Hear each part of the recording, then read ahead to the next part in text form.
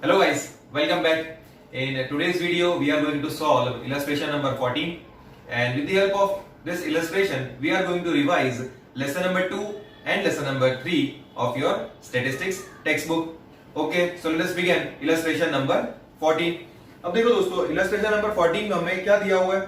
Density of population दिया हुआ है और number of patients suffering from skin disease वो दिया हुआ है। यानी जो डेंसिटी ऑफ पॉपुलेशन जो है वो हमारा है एक्स वेरिएबल और number of patients suffering from skin disease वो है हमारा वाई वेरिएबल। इस तरीके से हमें डेटा दिया हुआ है और फर्स्ट क्वेश्चन जो हमसे पूछा हुआ है वो है obtain the regression line of Y on X. Obtain the regression line of Y on X. तो ये हमने जिस तरीके से हमारे प्रीवियस वीडियो में रिग्रेशन लाइन को कैलकुलेट किया है, ठीक उसी तरीके से यहां पर भी हम रिग्रेशन लाइन को कैलकुलेट करेंगे।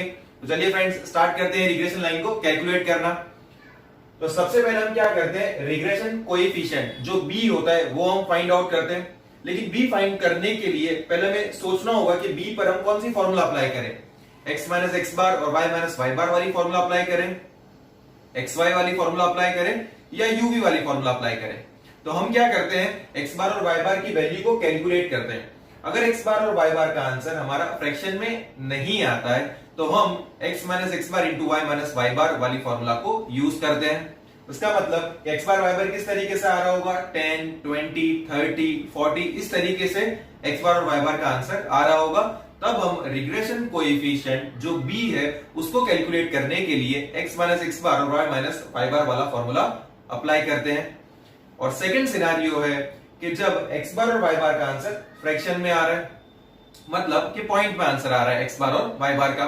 जब x बार और y बार का आंसर पॉइंट में आ रहा है तब हम क्या करते हैं, x और y की वैल्यूज को चेक करते हैं। तब हम क्या करते हैं, x और y की वैल्यूज जो हमें क्वेश्चन में दी हुई रहती है वो वैल्यूज को हम चेक करते हैं।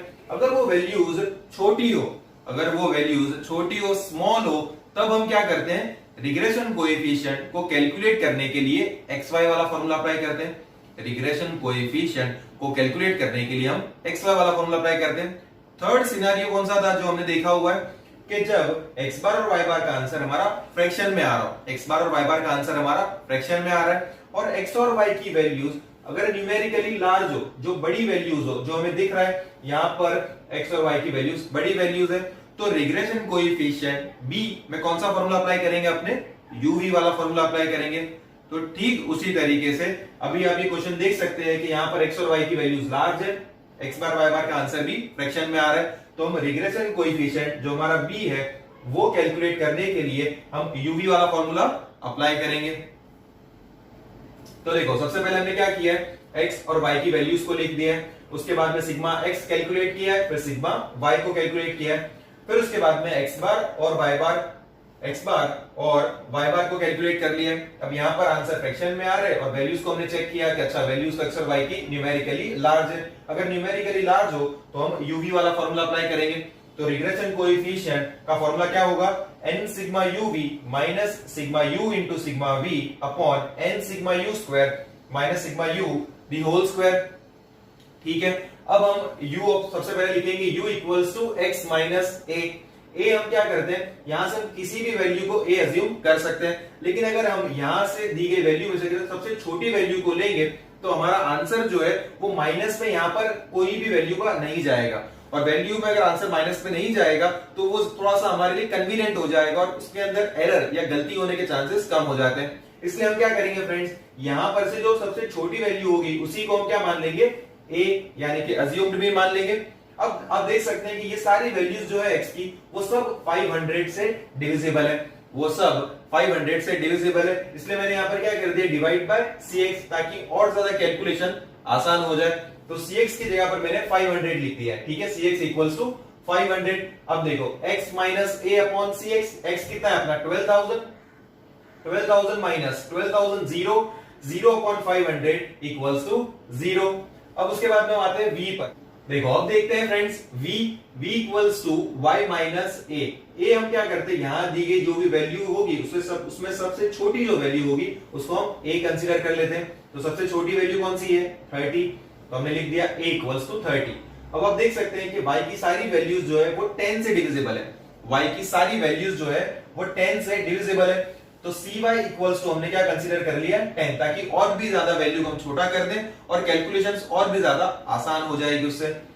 तो v equals to y minus a upon cy, a की जगह पर 30, cy की जगह पर 10। अब आप देखो y minus a 80 minus a equals to 30, a equals to 30, 80 minus 30 कितना हो जाएगा 50, और 50 डिवाइड बाय 10 हमारा आंसर आ जाएगा यहाँ पर 5। इस तरीके से हमने u को भी कैलकुलेट कर लिया है, v को भी कैलकुलेट कर लिया है। उसके बाद हम क्या करते हैं u v दोनों का मल्टीप्लिकेशन, तो यहाँ पर 0 मल्टीप्लाइड बाय 5 करेंगे तो क्या हो जाएगा 0। फिर उसके बाद हम कैलकुलेट करते हैं u स्क्वायर, देखो ये 0 है, 0 का स्क्वायर कर देंगे तो क्या आ जाएगा 0 ही आएगा। और उसके बाद में यहाँ पर हमने v स्क्वायर को भी कैलकुलेट करके रखा हुआ है। ये जब हम थर्ड क्वेश्चन इलस्ट्रेशन नंबर 14 का जो थर्ड नंबर का क्वेश्चन है, जब हम वो सॉल्व करेंगे तब हमें यहाँ पर v स्क्वायर की नीड होगी। तो वो जब वो क्वेश्चन पे आएंगे तब हम ये v स्क्वायर के बारे में डिस्कस करेंगे। ये v स्क्वायर सिंपल ही है, ये जो v कॉलम है, ये जो v कॉलम है इसी कॉलम का स्क्वायरिंग किया हुआ है यहाँ पर, ठीक है। ये जो v कॉलम है इसी v कॉलम का यहाँ पर स्क्वायरिंग करके रखा हुआ है। अब इस तरीके से अपने पास सारी वैल्यूज आ चुकी है। Sigma u equals to 41, sigma v equals to 20, sigma uv equals to 157, sigma u square is 415 and sigma v square is 96।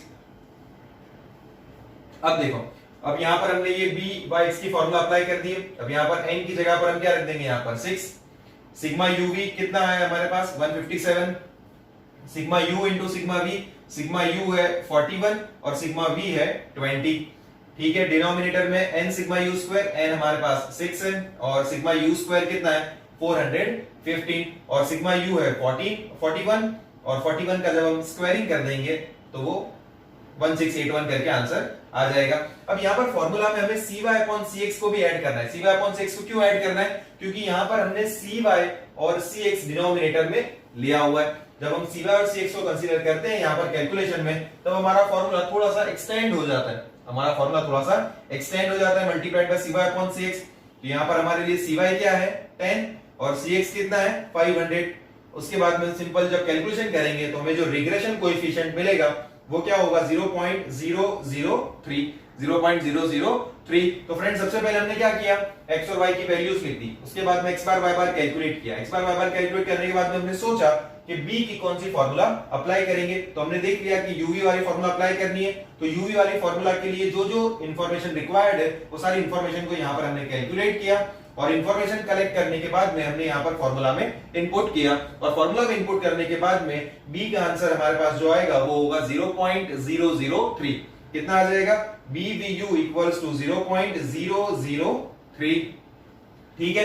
अब हम कैलकुलेट करेंगे कांस्टेंट जो है a हमारा। a के लिए फॉर्मूला क्या है friends, a equals to y bar minus b into X bar, a equals to y bar minus b into X bar.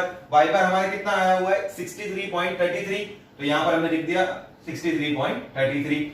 b जो है वो 0.003 है, x बार जो है 15,416.67, तो वो हमने यहां पर रख दिया है। अब जब a कैलकुलेट किया है तो a का आंसर आ रहा है हमारा 17.08, a का आंसर आ रहा है हमारा 17.08। उसके बाद में हम कैलकुलेट करेंगे रिग्रेशन लाइन, जो हमारा फर्स्ट क्वेश्चन है y cap equals to a plus bx, y cap equals to a की जगह पर हम रख देंगे 17.08, b की जगह पर हम रखेंगे 0.03 और x एज इट इज यहां पर हम रख देंगे। अब ये जो कैलकुलेट हुई ये हमारे लिए क्या है रिग्रेशन लाइन है, y cap equals to 17.08 plus 0.03 x is the regression line.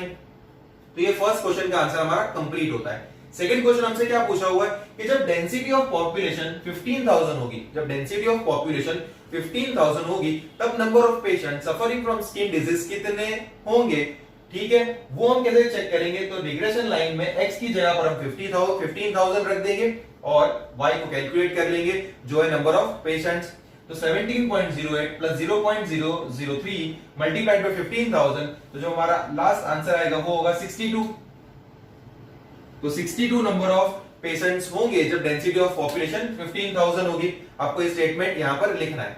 अब इसके आगे जो क्वेश्चन हमसे पूछा हुआ है वो है कि ये जो रिग्रेशन लाइन हमने बनाई है इसकी रिलायबिलिटी को चेक करना है, इसकी रिलायबिलिटी को चेक करना है। रिलायबिलिटी को चेक करने का मतलब क्या होता है, जैसे क्या एक एग्जांपल अपने कंसीडर करते हैं कि अभी कोरोना फैला हुआ है सब जगह पर, तो कोरोना को टेस्ट करने के लिए एक डिवाइस उन लोग ने बनाया है, एक किट बना के रखी हुई है। अब वो किट जो है वो रिपोर्ट देने वाली है कि कोई पर्सन पॉजिटिव है या नेगेटिव है। अगर फ्रेंड्स वो किट ही खराब होगी, अगर वो किट ही खराब होगी जो कोरोना को टेस्ट कर रही है कि कोरोना किसी का पॉजिटिव है या नेगेटिव है, तो वो डिवाइस ही अगर खराब होगा तो उससे क्या होने वाले, गलत रिजल्ट्स आने वाले, और गलत रिजल्ट्स आएंगे तो सब कुछ गलत इलाज होगा और सब कुछ गलत हो जाएगा। इसलिए हमें सबसे पहले क्या करेंगे कि वो जो किट है वो किट को सबसे पहले हम टेस्ट करेंगे कि वो किट कितनी सही रिप्लाई या कितना सही रिजल्ट्स दे रही है हमें। तो उसी तरीके से ये इक्वेशन है, अब ये इक्वेशन से जो हमें आंसर मिला है वो है 62, और वो 62 आंसर कितना राइट है, हम इसके ऊपर कितना रिलाई कर सकते हैं, वो अगर हमें चेक करना है तो हमें ये इक्वेशन की रिलायबिलिटी को चेक करना होगा। तो ये इक्वेशन की रिलायबिलिटी को चेक करने के लिए हमारे पास एक टॉपिक है जिसका नाम है कोएफिशिएंट ऑफ डिटर्मिनेशन, जिसको बोला जाता है आर स्क्वायर, जिसको बोला जाता है आर स्क्वायर। मतलब ये इक्वेशन कितनी राइट है या कितनी रॉन्ग है या कितनी एक्यूरेट है या हम इस पर कितना भरोसा कर सकते हैं, अगर वो हमें चेक करना है तो हमें coefficient of determination R square को कैलकुलेट करना होगा। अब ये आर स्क्वायर क्या है, आपने आर ऑलरेडी सुना हुआ है लेसन नंबर 2 में। आर क्या होता है, कोरिलेशन कोएफिशिएंट। आर क्या होता है हमारा, कोरिलेशन कोएफिशिएंट। अब आर की अलग अलग 3 फार्मूलाज हैं। जब x बार y बार क्या होगा, उसमें भी हम इस तरीके से ही करते थे। x बार y बार अगर फ्रैक्शन में नहीं है, पॉइंट में आंसर नहीं आ रहा है, तब हम x minus x bar into y minus y बार वाला फार्मूला अप्लाई करते थे। और जब x बार y बार का आंसर पॉइंट में आ रहा है तो हम x और y की वैल्यूज को चेक करते थे। अगर x और y की वैल्यूज छोटी वैल्यूज है तब हम xy वाला फार्मूला अप्लाई करते थे r के लिए। और अगर x बार y बार फ्रैक्शन में भी है और साथ में x और y की वैल्यूज न्यूमेरिकली लार्ज भी है, तब हम r जो कोरिलेशन कोएफिशिएंट है उसको कैलकुलेट करने के लिए हम uv वाला फार्मूला अप्लाई करते थे। तो इतनी चीजें क्लियर है। अब वही r को ही हमें कैलकुलेट करना है, लेकिन वो r का r स्क्वायर कर देना है। मतलब हम नॉर्मली जिस तरीके से r कैलकुलेट कर रहे हैं वैसे ही r कैलकुलेट करते हुए जाएंगे, लास्ट में हम सिर्फ क्या कर देंगे, वो r का स्क्वायर कर देंगे, तो हमें क्या मिल जाएगा, कोएफिशिएंट ऑफ डिटर्मिनेशन। अब ये जो कोएफिशिएंट ऑफ डिटर्मिनेशन है, इसका जब हमें लास्ट में आंसर मिलेगा, अगर वो आंसर 1 के नजदीक है, अगर वो आंसर 1 के नजदीक है, इसका मतलब क्या हुआ कि ये जो रिग्रेशन मॉडल, ये जो रिग्रेशन इक्वेशन हमने बना के रखी है वो एक्यूरेट है, वो राइट है, हम उसके ऊपर ट्रस्ट कर सकते हैं, उसके ऊपर रिलाय हम कर सकते हैं। और इफ एट ऑल अगर कोएफिशिएंट ऑफ डिटर्मिनेशन का आंसर 0 के नजदीक आ रहा है, जैसे 0.10, 0.15, इस तरीके से अगर 0 के नजदीक आ रहा है तो हम ये रिग्रेशन इक्वेशन के ऊपर रिलाय नहीं कर सकते हैं। समझ में आया फ्रेंड्स? मतलब कोएफिशिएंट ऑफ डिटर्मिनेशन के थ्रू हम ये रिग्रेशन मॉडल कितना एक्यूरेट है वो चेक कर सकते हैं। और कोएफिशिएंट ऑफ डिटर्मिनेशन क्या है, तो कोएफिशिएंट ऑफ डिटर्मिनेशन r का स्क्वायर है। हमने जैसे लेसन नंबर 2 में r कैलकुलेट किया है वैसे ही हम r को कैलकुलेट करेंगे और लास्टली हम उसको स्क्वायरिंग कर देंगे, तो हमें आंसर मिल जाएगा कोएफिशिएंट ऑफ डिटर्मिनेशन का।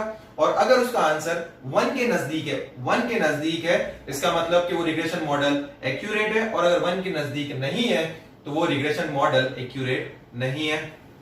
तो r का फॉर्मूला अप्लाई करेंगे, तो r का फॉर्मूला यहां पर देखो फ्रेंड्स कौन सा अप्लाई होगा, uv वाला। क्यों? क्योंकि यहां पर x बार y बार जो है वो फ्रैक्शन में, x बार y बार फ्रैक्शन में, और x और y की वैल्यूज न्यूमेरिकली लार्ज है, x और y की वैल्यूज न्यूमेरिकली लार्ज है, तो हम क्या करने वाले, uv वाला फॉर्मूला अप्लाई करेंगे। तो uv वाला फॉर्मूला आपको फ्रेंड्स याद होना चाहिए, n sigma uv minus sigma u into sigma v upon under root n sigma u square minus sigma u the whole square multiplied by under root n sigma v square minus sigma v the whole square.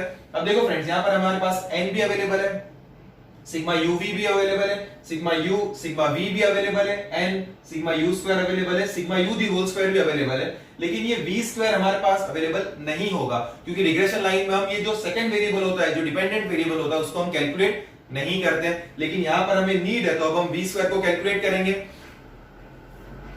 तो इसीलिए हमने यहां पर v square का column बनाया हुआ है। बाकी जनरली हमने लेसन नंबर 3 में कभी v स्क्वायर या y स्क्वायर का कॉलम नहीं बनाया हुआ है। ठीक है, तो हमने यहां पर v स्क्वायर को कैलकुलेट कर दिया, तो सिग्मा v स्क्वायर आ रहा है 96। अब हम यहां पर रख देंगे सिग्मा v स्क्वायर की जगह पर 96, और इसके बाद में जिस तरीके से हम कैलकुलेशंस करते हैं उस तरीके से कैलकुलेशंस जब आप करोगे तो आपका r स्क्वायर का आंसर आएगा 0.10। r स्क्वायर का आंसर आपका आएगा 0.10 आएगा। पहले r का आंसर आएगा 0.32, और जब उसका स्क्वायरिंग करेंगे तो आंसर आ जाएगा 0.10। अभी 0.10 जो आंसर आया ये आपको क्लियर कट दिख रहा है कि ये 0 से नजदीक है, 0 के नजदीक है। इसका मतलब कि ये रिग्रेशन मॉडल या ये रिग्रेशन इक्वेशन पे हम रिलाय नहीं कर सकते हैं। तो लास्ट में हम सिर्फ पॉइंट क्या ऐड कर देंगे, as the value of r square is near to 0 the value of regression model is not reliable। is not reliable। तो ये था फ्रेंड्स सिंपल सा क्वेश्चन जिसके थ्रू हमने लेसन नंबर 2 की बातों को भी रिवाइज किया है और लेसन नंबर 3 की बातों को भी रिवाइज किया है। ओके